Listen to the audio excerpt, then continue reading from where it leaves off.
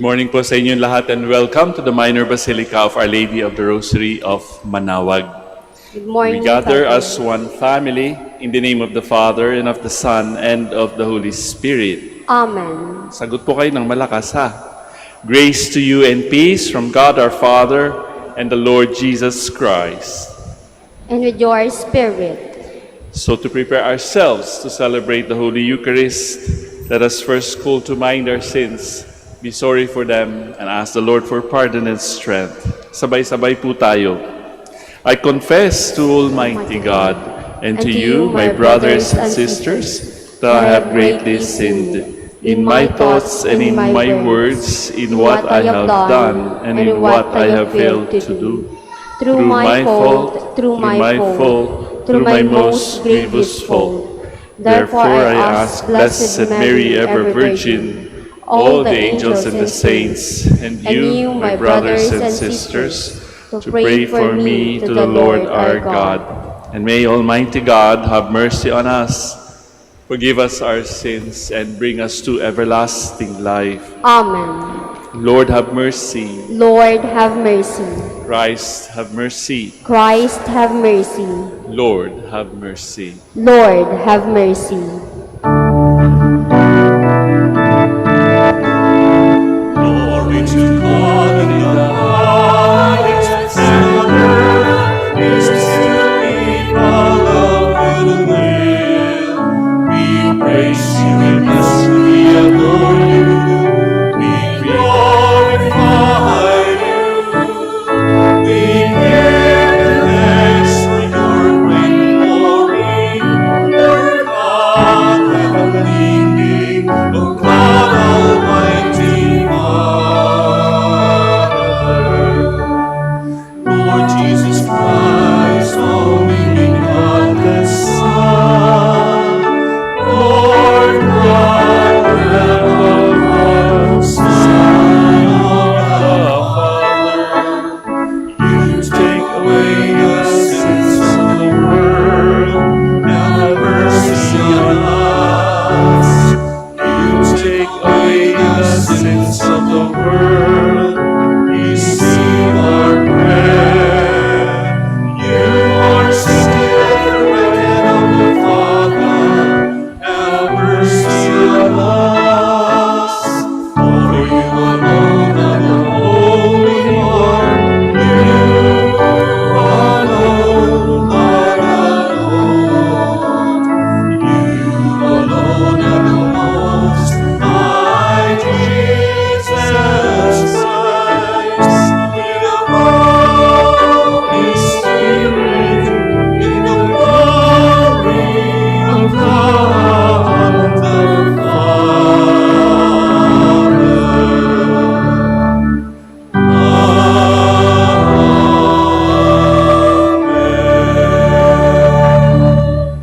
Let us pray. O God, who in this wonderful sacrament have left us a memorial of your passion, grant us, we pray, so to revere the sacred mysteries of your body and blood, that we may always experience in ourselves the fruits of your redemption, who live and reign with God the Father in the unity of the Holy Spirit, God, forever and ever. Amen. Please be seated. Melchizedek, king and priest, offers bread and wine while blessing Abram. Melchizedek prefigures the Lord Jesus, our eternal high priest, who offers and gives himself in the form of bread and wine. A reading from the book of Genesis. In those days, Melchizedek, king of Salem, brought out bread and wine. And being a priest of God Most High, he blessed Abram with these words: Blessed be Abram by God Most High, the Creator of heaven and earth. And blessed be God Most High, who delivered your foes into your hand. Then Abram gave him a tenth of everything.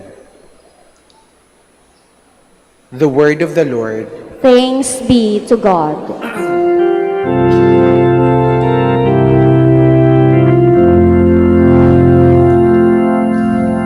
You are a priest forever in the line of Melchizedek.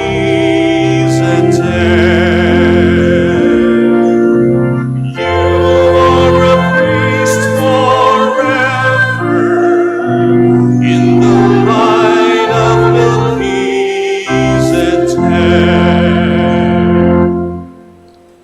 The Lord said to my Lord, "Sit at my right hand till I make your enemies your footstool." You are a priest forever in the line of Melchizedek.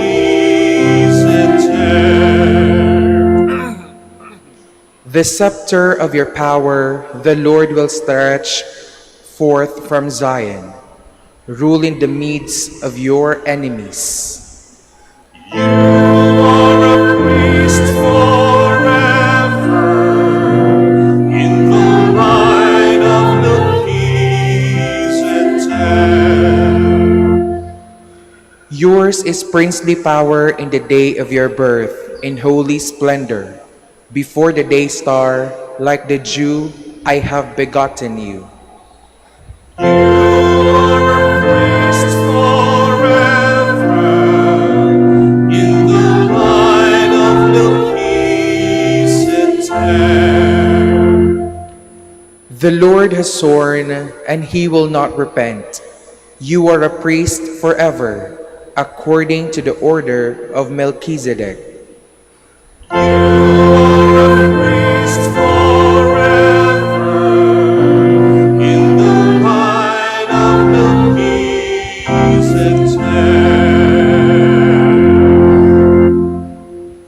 Saint Paul reminds the Corinthians about the mystery that takes place during the Eucharistic celebration. A reading from the first letter of St. Paul to the Corinthians.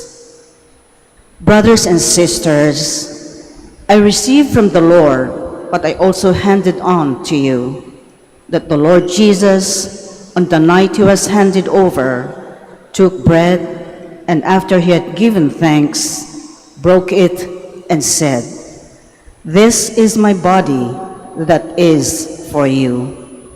Do this in remembrance of me."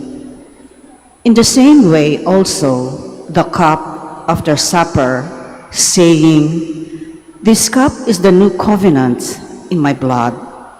Do this as often as you drink it in remembrance of me. For as often as you eat this bread and drink the cup, you proclaim the death of the Lord until he comes." The word of the Lord. Thanks be to God.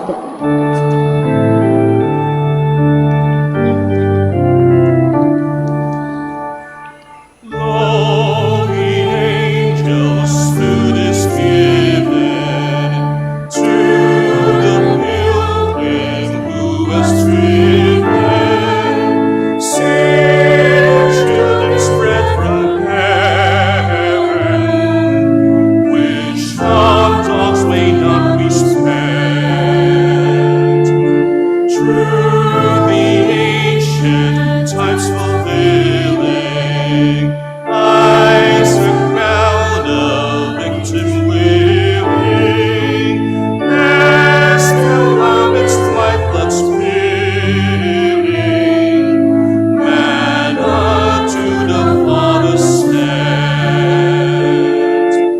Very bread, good shepherd, tend us. Jesus, of your love befriend us. You refresh us, you defend us.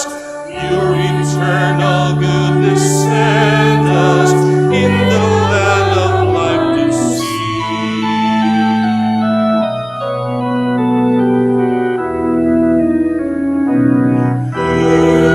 All things can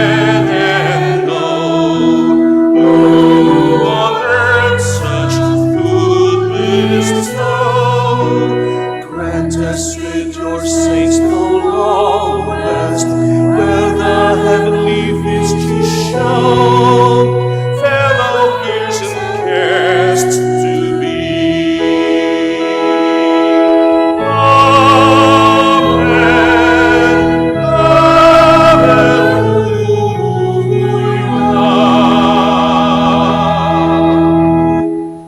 Please stand.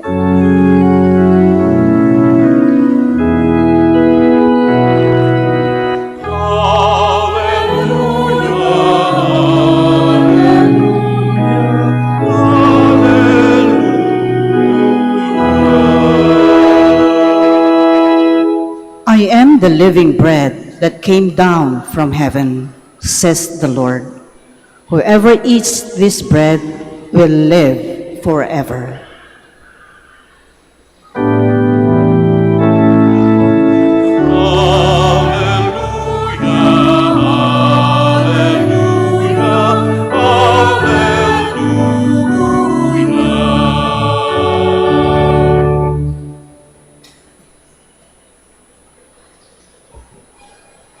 The Lord be with you. And with your spirit. A reading from the Holy Gospel according to Luke. Glory to you, O Lord. As Jesus spoke to the crowds about the kingdom of God, and he healed those who needed to be cured. As the day was drawing to a close, the 12 approached him and said, "Dismiss the crowd so that they can go to the surrounding villages and farms and find lodging and provisions, for we are in a deserted place here." He said to them, "Give them some food yourselves." And they replied, 5 loaves and 2 fish are all that we have, unless we ourselves go and buy food for all these people. Now the men there numbered about 5,000. Then he said to his disciples, "Have them sit down in groups of about 50. They did so and made them all sit down. Then taking the 5 loaves and the 2 fish, and looking up to heaven, he said a blessing over them, broke them, and gave them to the disciples to set before the crowd. They all ate and were satisfied, and when the leftover fragments were picked up, they filled 12 wicker baskets." Brothers and sisters, dear friends, the Gospel of the Lord.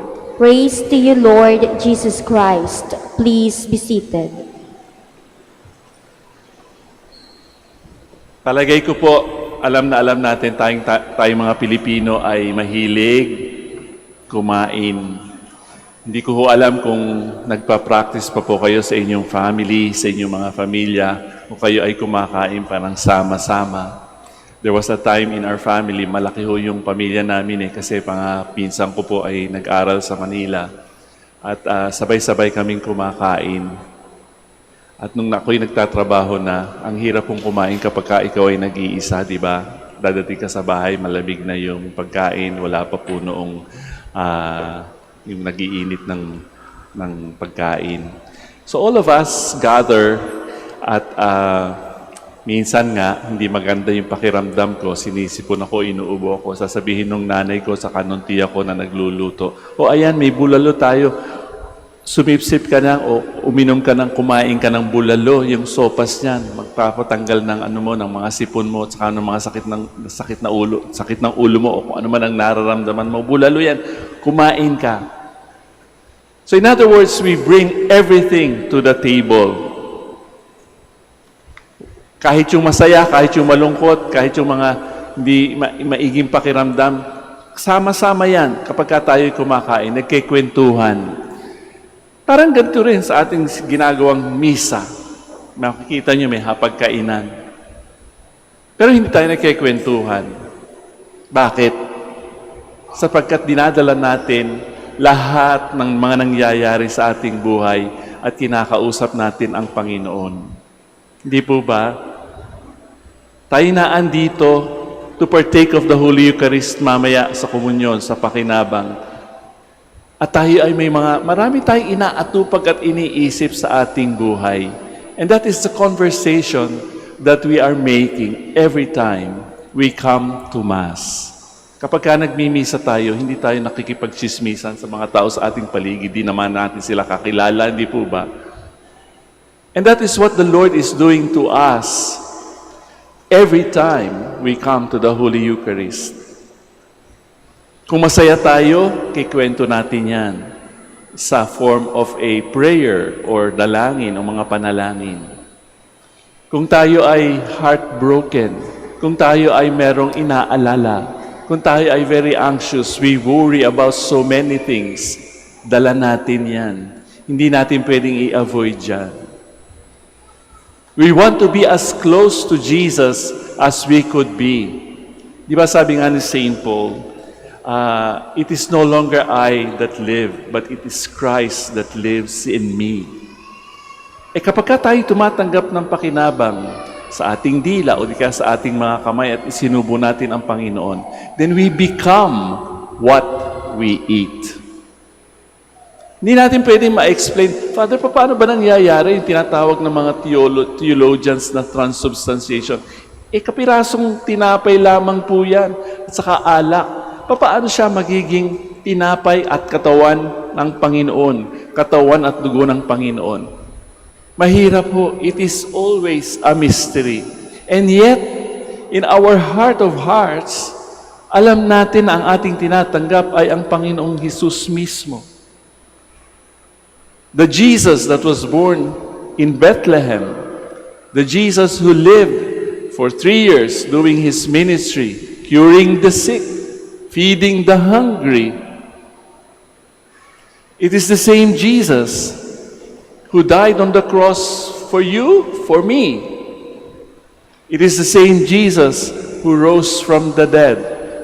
It is the same Jesus who ascended into heaven. Paano po nangyari yun, Father?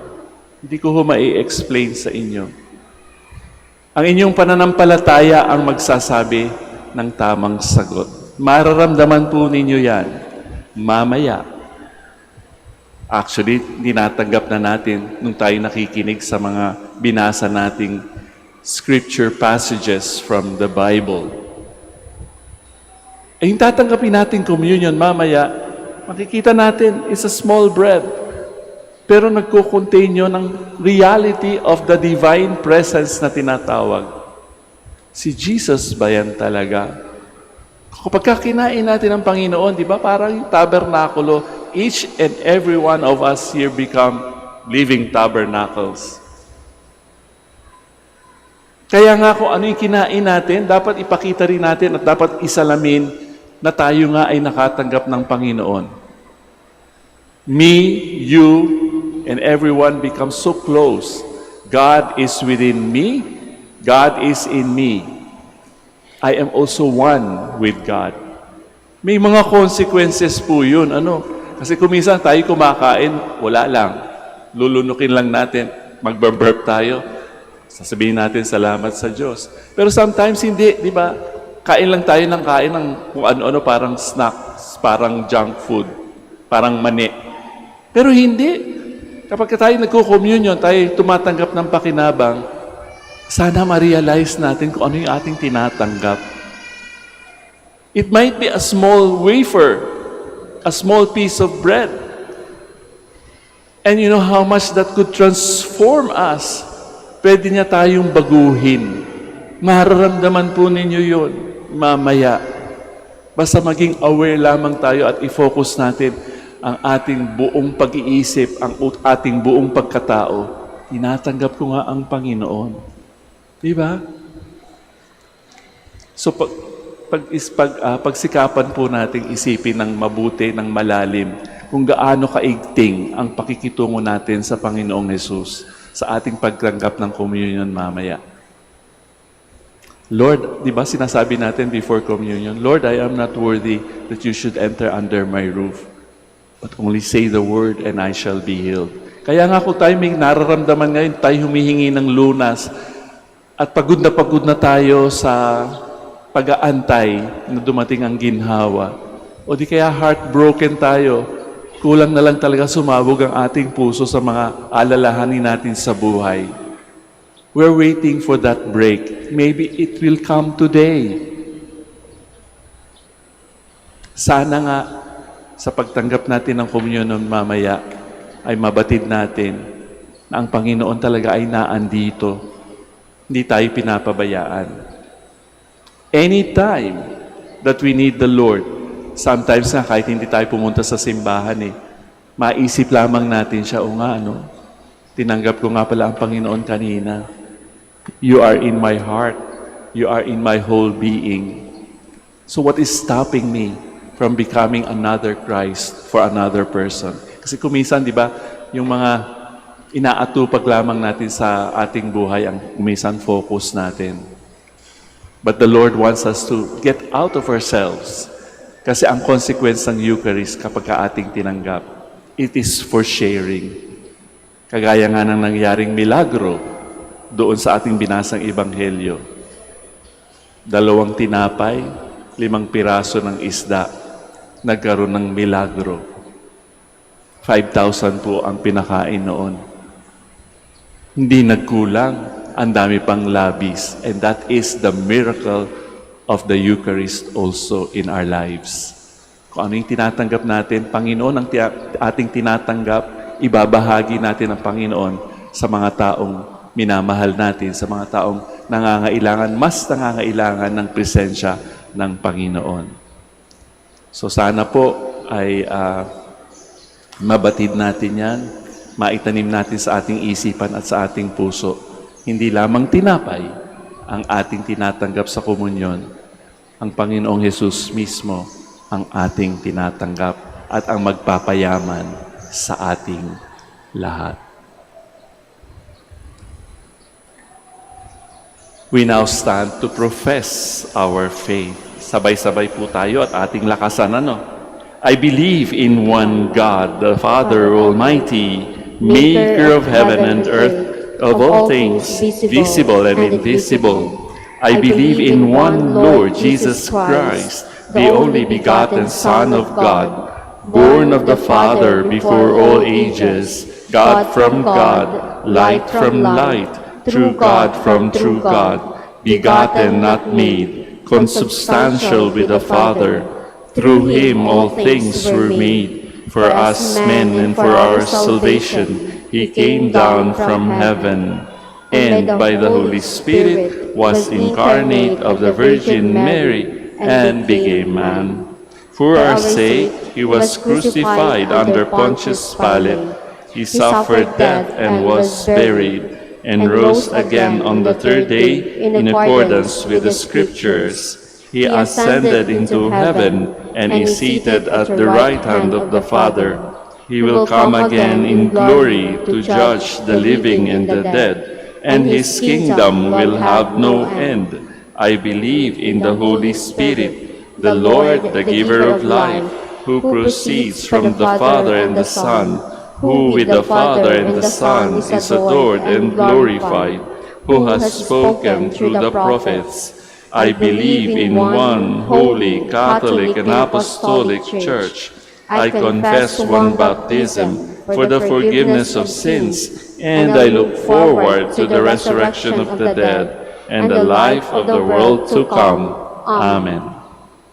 Brothers and sisters, through the body and blood of your Son, O Father, you have reestablished your relationship with us and saved us from sin with the grace of your Spirit. Nourish our body and soul as we say, God of life, sustain us. God of life, sustain us. Loving Father, empower the Pope, bishops, priests, deacons, and lay people, that through your Spirit we may become the nourishing bread that feeds the world hungry in need for your word. We pray. God of life, sustain us. Loving Father, enlighten all those who govern, that they may serve with compassion and competence toward greater praise, service, and reverence of your holy name. We pray.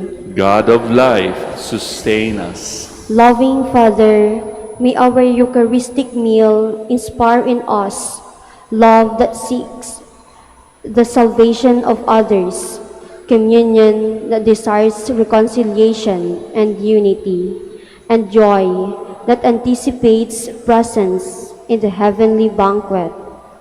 We pray. God of life, sustain us. Loving Father, welcome our departed loved ones into your heavenly feast.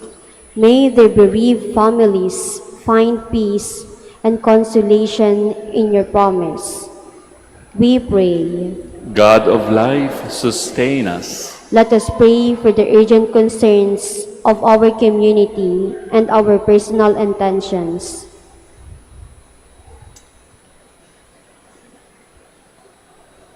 We pray. God of life, sustain us. Father, may the body and blood of your Son satisfy the needs of our body and soul, that we too may become nourishment to each other in your Spirit, through the same Christ our Lord. Amen. Please be seated.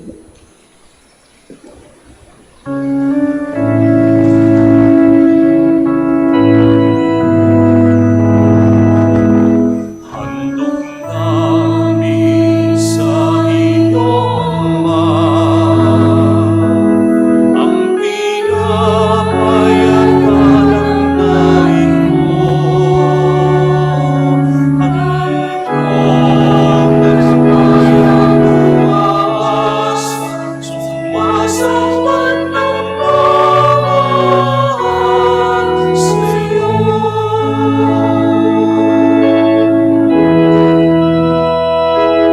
Handog namin sa iyo, Ama, ang tinapay at kalangnain mo. Handog ng bayang bukas, sumasambat ng bawat sa'yo.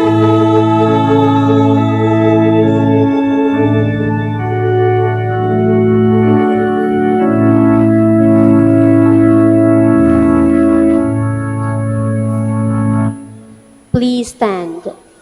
Let us pray, dear friends, that my sacrifice and yours may be acceptable to God, our Almighty Father. May the Lord accept the sacrifice at your hands for the praise and glory of his name, for our good and the good of all his holy church. Grant your church, O Lord, we pray, the gifts of unity and peace, whose signs are to be seen in mystery in the offerings we present here. Through Christ our Lord. Amen. Sagot po kayo ng malakas, ha? The Lord be with you. And with your spirit, Lift up your hearts. we lift them up to the Lord. Let us give thanks to the Lord our God. It is right and just. It is truly right and just, our duty and our salvation always and everywhere to give you thanks, Lord, Holy Father, Almighty and eternal God, through Christ our Lord. For at the Last Supper with his apostles, establishing for the ages to come the saving memorial of the cross, he offered himself to you as the unblemished Lamb, the acceptable gift of perfect praise, nourishing your faithful by this sacred mystery. You make them holy, so that the human race, bounded by one world, may be enlightened by one faith and united by one bond of charity. And so we approach the table of this wondrous sacrament, so that bathed in the sweetness of your grace, we may pass over to the heavenly realities here foreshadowed. Therefore, all creatures of heaven and earth sing a new song in adoration, and we, with all the hosts of angels, cry out and with one voice acclaim.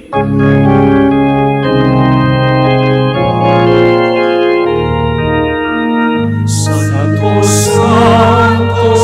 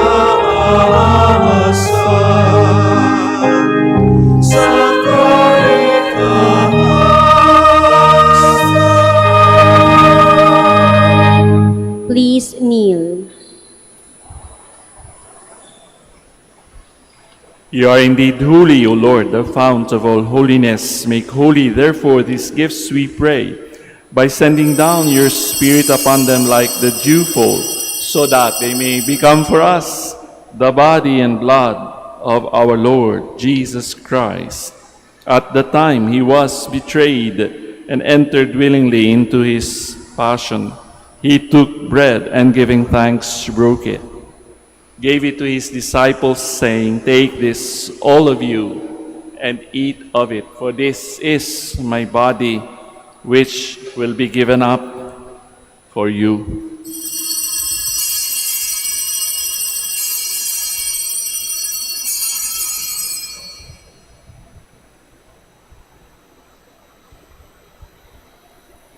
In a similar way, when supper was ended, he took the chalice and once more giving thanks, he gave it to his disciples, saying, "Take this, all of you, and drink from it. For this is the chalice of my blood, the blood of the new and eternal covenant, which will be poured out for you and for many for the forgiveness of sins. Do this in memory of me."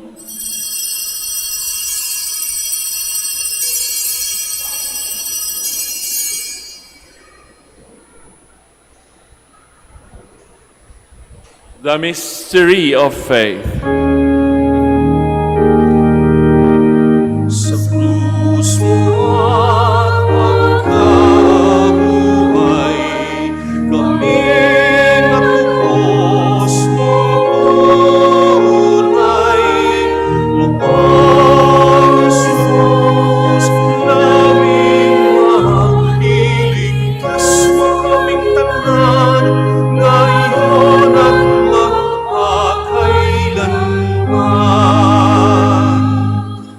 Therefore, as we celebrate the memorial of his death and resurrection, we offer you, Lord, the bread of life and the chalice of salvation, giving thanks that you have held us worthy to be in your presence and minister to you. Humbly we pray that, partaking of the body and blood of Christ, we may be gathered into one by the Holy Spirit. Remember, Lord, your church spread throughout the world, and bring her to the fullness of charity, together with Leo, our Pope, Socrates, our Bishop, Fidelis, his auxiliary, and all the clergy. Remember also our brothers and sisters who have fallen asleep in the hope of the resurrection, and all who have died in your mercy. Welcome them into the light of your face. Have mercy on us all, we pray, that with the Blessed Virgin Mary, Mother of God, with Blessed Joseph, her spouse, with the blessed apostles, Saints Dominic and Francis, and all the saints who have pleased you throughout the ages, we may merit to be co-heirs to eternal life, and may praise and glorify you through your Son, Jesus Christ. Through him, and with him, and in him, O God, Almighty Father, in the unity of the Holy Spirit, all glory and honor is yours forever and ever.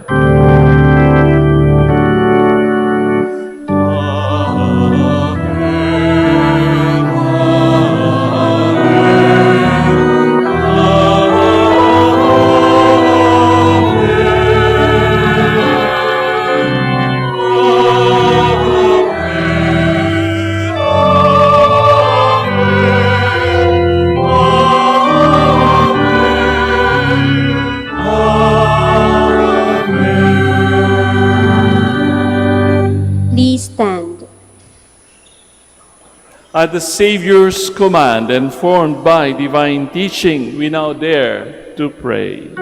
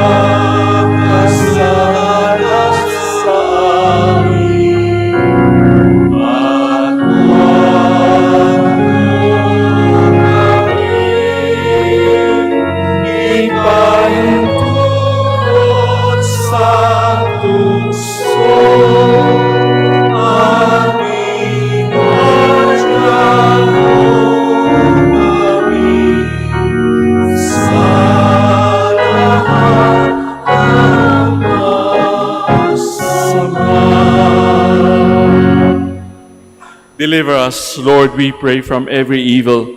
Graciously grant peace in our days, that by the help of your mercy we may be always free from sin and safe from all distress, as we await the blessed hope and the coming of our Savior, Jesus Christ. Sapagkat sa'yo nagmumula ang kaharian at kapangyarihan at kaluwalhatian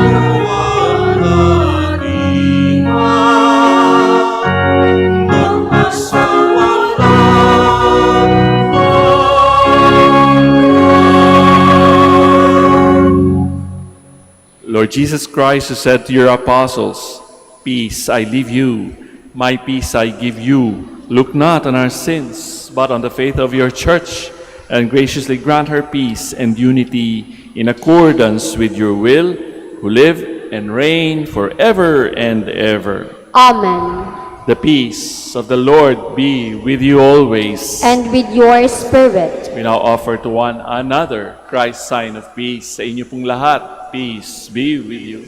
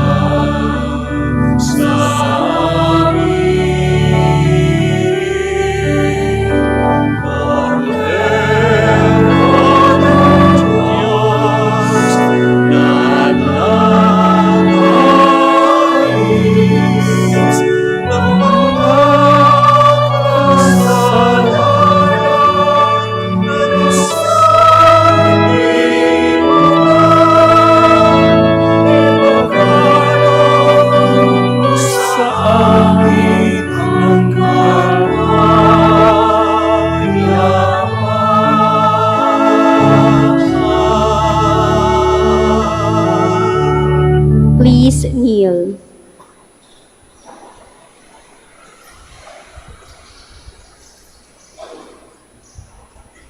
Brothers and sisters, dear friends, behold the Lamb of God. Behold him who takes away the sins of the world. Blessed indeed are those called to the banquet of the Lamb. Lord, I am not worthy that you should enter under my roof, but only say the word, and my soul shall be healed.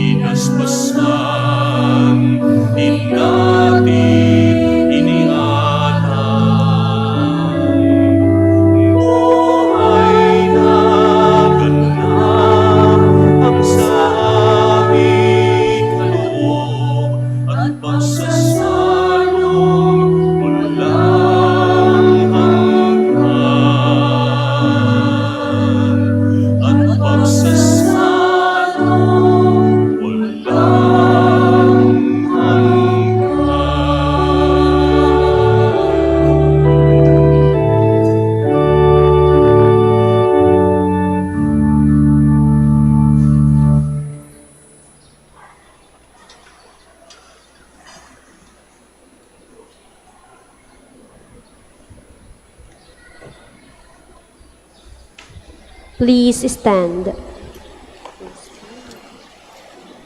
Let us pray. Grant, O Lord, we pray, that we may delight for all eternity in that share in your divine life, which is foreshadowed in the present age by our reception of your precious body and blood, who live and reign forever and ever. Amen. Please kneel for the prayer for the celebration of the centennial coronation of Our Lady of the Rosary of Manaoag. Sabay-sabay po tayo. Almighty and loving God, we offer you our praise and gratitude as we celebrate the centennial anniversary of the canonical coronation of Our Lady of the Rosary of Manaoag. A century ago, she was canonically crowned in recognition of her unwavering maternal care and intercession, reminding us of her steadfast love and protection for all whom she calls and for all who call upon her. We honor Our Lady, Inang Maria, our Mother crowned in glory, who always leads us closer to you. Her unwavering faith encourages us to trust in your divine providence, and her profound humility calls us to walk the path of holiness in the footsteps of your only begotten Son and her beloved Son, Jesus our Savior. On this sacred occasion, we pray for the grace to embrace her virtues, to find her guidance as a beacon of light in moments of trial, and to strengthen our devotion to her by nurturing profound hope as we journey together in faith. May this celebration deepen our bond as a people whom you have called in this blessed place of Manaoag, and renew our commitment to serve you and our neighbors with love and compassion. Through the intercession of Our Lady of the Rosary of Manaoag, the beloved protectress and patroness of the province of Pangasinan, may our lives be filled with your blessings, and may we always glorify you in our words and actions. We ask this in the name of your Son, Jesus Christ, who lives and reigns with you and the Holy Spirit, God, forever and ever. Amen. Our Lady of the Rosary of Manaoag, pray pray for for us. us. Please stand. So once again, brothers and sisters, fellow pilgrims, friends of Our Lady of the Rosary of Manaoag, maraming salamat po sa inyo for your gifts of presence. Maraming salamat din po doon sa tumulong sa atin sa pag-celebrate ng mga misang ito, mga altar servers, commentators, Eucharistic ministers, ushers, collectors, the choir. Sana po ay naramdaman natin ang presensya ng Panginoon sa mga scripture passages that we heard and the sacrament that we have received. Now, ang consequences noon ay ang tinatawag nating multiplication of blessings sa ating gagawin pagkatapos ng misang ito. Hindi po natatapos ang misa dito. Ang milagro ng pagmumultiply ng bread, ng mga kawang gawa, ng mga signs of love ay mangyayari paglabas natin ng simbahang ito. The Lord be with you. And with your spirit. Pakisabi rin sa inyong mga katabi ng the Lord be with you bago tayo magkahiwa-hiwalay. Be with you. And may Almighty God bless you all, the Father, the Son, and the Holy Spirit. Amen. We have offered the Holy Eucharist. We go in peace to glorify the Lord with our lives. Thanks be to God. Palakpakan po natin ang Panginoon at ang mahal na Birhen ng Manaoag. And as usual, atin po ipapanalangin ang mga mahal natin sa buhay na nangangailangan ng ating panalangin para sila'y gumaling. O di kaya kayo ay naandito para humanap ng ginhawa o lunas sa inyong mga sakit, sa inyong mga nararamdaman, sa inyong katawan at sa inyong kalooban.